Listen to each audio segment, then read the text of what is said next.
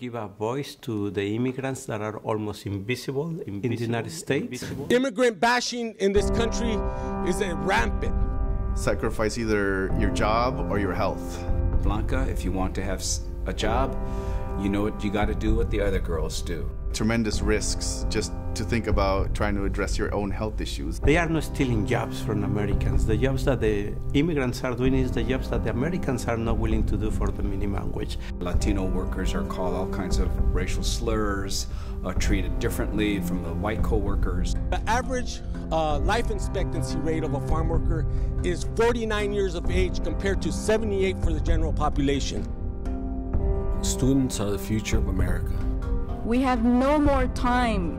I don't want to say that it's going to be a long, hard struggle, because it can't be a long, hard struggle. We have a long ways to go. 12 million people has been leaving their homeland to move to the United States just to support the job. They don't want to migrate to the United States. Essentially, they are forced to migrate to the United States. They have to leave their families, their histories, everything that they have right there in the homeland. They continue to work without rights. The Green Motel. NAFTA has been destroying our communities, not only in Mexico, but also in the United States. The Mexican government is just working on behalf of 27 or 34 families. This is so linked to fair trade agreements and to displacement of peasant farmers in Mexico that it's reached the point of this importation of quasi-slave labor force coming in as guest workers. And the growers know it. And if we don't do something to change the way that farm worker labor is treated, employed, and paid, that even the wage structure that is being used to pay farm workers is exploitative, and that Washington State's economy is good on the backs of my people. We still do not enjoy the rights that other workers have in this country. The conditions have gotten progressively worse. There has not been any improvement. There's just been this slow, incremental abuse that's continued. Farm workers are literally dying to put food on the American table. Pesticides are still being used, and it's not just being used on crops. It's affecting the people that are working directly with the picking and the harvesting of the fruits. The reason I have diabetes, the reason I have anxiety attacks, 21-year-old developing the reason asthma, that my child was born underweight, the reason that my wife cannot bear children. All of these health reasons are because we've been working in agriculture for so many years. Farm workers are literally dying to put food on the American table. I have been picking this goddamn farmer's berries since I was 14 years old. Porque no creo que nadie de nosotros quiera estar de rodillas todo un día piscando fresa. Because I don't think any one of us wants to be all day kneeling down picking strawberries. You know, when you talk about health issues in the farm worker community, what you're really talking about is health issues caused by oppression.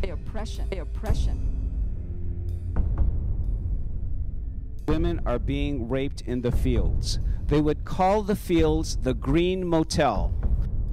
Olivia had been raped on 3 separate occasions by her supervisor at gunpoint, and told her each time, if you ever tell anybody, I will kill your husband.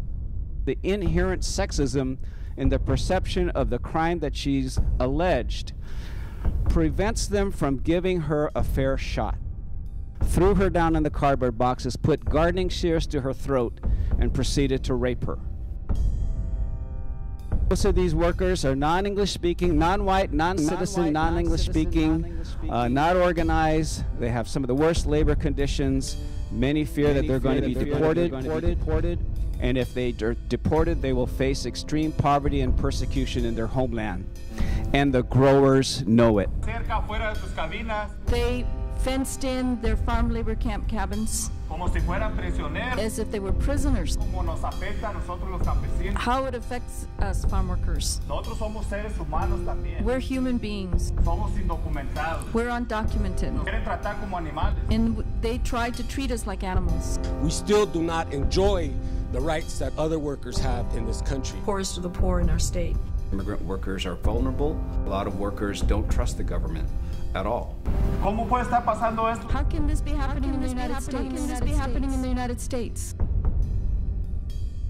It's the support from students like you that are going to make the difference. Grounded in the values of social justice, students who will become leaders understand the plight of farm workers.